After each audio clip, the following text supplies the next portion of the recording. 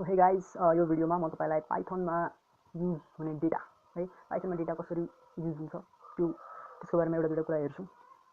So data दुईटा प्रकारको हुन्छ। बेसिक फन्डामेन्टली पाइथनमा दुईटा टाइपको डेटा हुन्छ, नम्बर्स र टेक्स्ट। बेसिक रूपमा हेर्दा सो नम्बर्स र टेक्स्ट दुईटा डेटा हुन्छ फन्डामेन्टल रूपमा।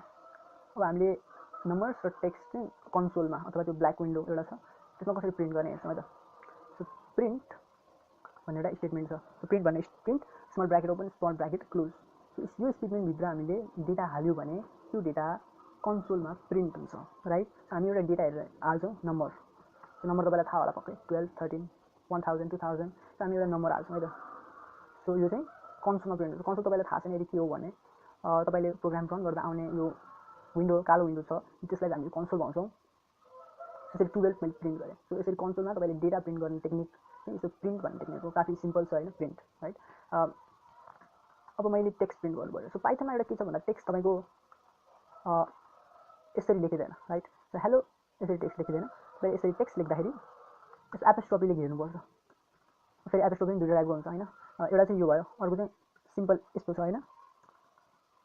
सो दुइटै मान्ने हुन्छ, पाइथन दुइटै एक्सेप्ट गर्छ, राइट। तपाईँ जब पनि टेक्स्ट हाल्नुहुन्छ यति कुरा सम्झिनुहोस्, एपोस्ट्रोफी चाहिँ हाल्नुपर्छ है। सो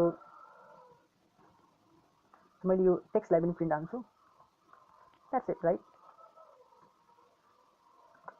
र म यो कन्सोलमा प्रिन्ट गर्न खोज्छु है त। यस 12 पनि प्रिन्ट भयो, हेलो पनि प्रिन्ट भयो। सो यही नै हो। पाइथनमा नर्मल्ली तपाईँ नम्बरसँग डिल गर्नुहुन्छ, टेक्स्टसँग डिल गर्नुहुन्छ।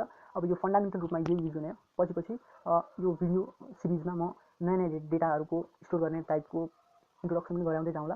सो अब हामी हेर्छौँ भेरिएबल भनेको के त।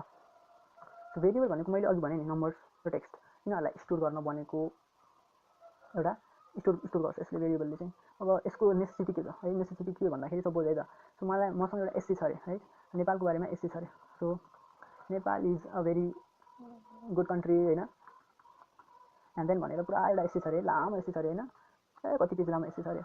अब मैले के गर्न सक्छु भन्दा अब मैले यो चाहिँ डिफ्रेन्ट टाइप यो प्रोग्राममा होइन धेरै ठाउँमा युज गर्नुपर्ने भयो अरे। अब मैले अब फेरि यही डेटा थ्रु कपी पेस्ट गर्नु पऱ्यो अथवा हुन्छ नि फेरि टाइप गर्नु पर्ला कतिपय टाइममा। इट इज भेरी गाह्रो है, गाह्रो हुन्छ नि, लास्टै गाह्रो हुन्छ नि। अब मैले एउटा भेरिएबल भनेको के हो भने तपाईँको जति लामो भए पनि होइन, जति कम्प्लेक्स भए पनि तपाईँको डेटा स्टोर गरिदिन्छ भेरिएबल्सले। भेरिएबल्सको एउटा राम्रो कुरा के छ भने तपाईँले जे नाम राख्यो भने सो म एउटा स्टोर गर्छु, यसलाई म स्टोर गर्छु। सो नेपाल भनेर म जे राख्नै पाइन्छ नि भेरिएबलको नाम नेपाल भन्छु, अनि इक्वल्स टु अनि मेरो एसए सुरु हुन्छ यहाँबाट। मेरो एसए यहाँबाट सुरु हुन्छ, है। मैले एकचोटि यसरी स्टोर गरेँ नि होइन, यसरी चाहिँ स्टोर गर्ने है। बाइ द वे नेपाल लेख्नु, एउटा जुन नाम लेख्नुहोस् अनि इक्वल्स टु दिनुहोस्, अनि यसरी तपाईँको डेटा टेक्स्ट होस् या नम्बर होस् त्यो सेभ गर्नुहोस्, राइट। अब मैले जब पनि यो एसए मलाई चाहिन्छ, म सपोज प्रिन्ट गर्नु पऱ्यो एसए 100चोटि प्रिन्ट गर्नु पऱ्यो होइन।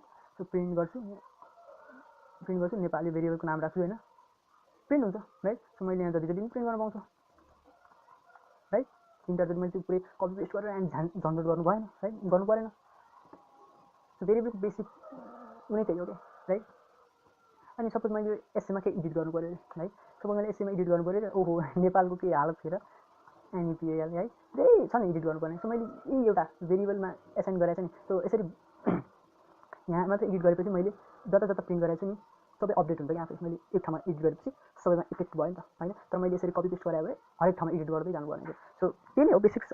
भेरिएबल किन युज हुन्छ भन्दाखेरि यही हो है। तपाईँको कपी पेस्ट गर्दाखेरि भद्दा देखिन्छ, 100 ठाउँमा एउटै यसो लेखाएको छ होइन, एडिट गर्नु पऱ्यो है, सबै 100 ठाउँमै एडिट गर्नु परेको छ, यस्तो नहोस् भन्नको लागि भेरिएबल युज भयो। नम्बरको पनि त्यही हो, राइट।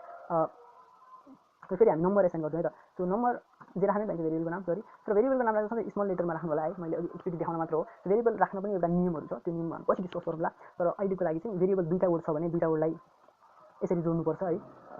यसरी भेरिएबल डिक्लेयर गर्न पाइँदैन है। सो भेरिएबललाई यसरी भ्यालु दिनलाई भेरिएबल डिक्लेयर गर्नु भन्छ। सो मैले नम्बरलाई 12 दिएँ है, 12 को भ्यालु दिएँ नि, यसलाई मैले भेरिएबल डिक्लेयर गरेको भन्छु है। सो भेरिएबल डिक्लेयर गरेको भेरिएबललाई भ्यालु दिनलाई भेरिएबल डिक्लेयर गर्नु भन्छ। So number equals to 12, right.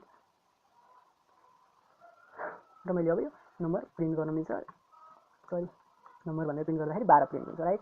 So basics यही नै हो, प्रिन्ट गर्ने and then Nepal is good country 12। So यति हो बेसिक्स। अब हामी अर्को पार्ट जान्छौँ।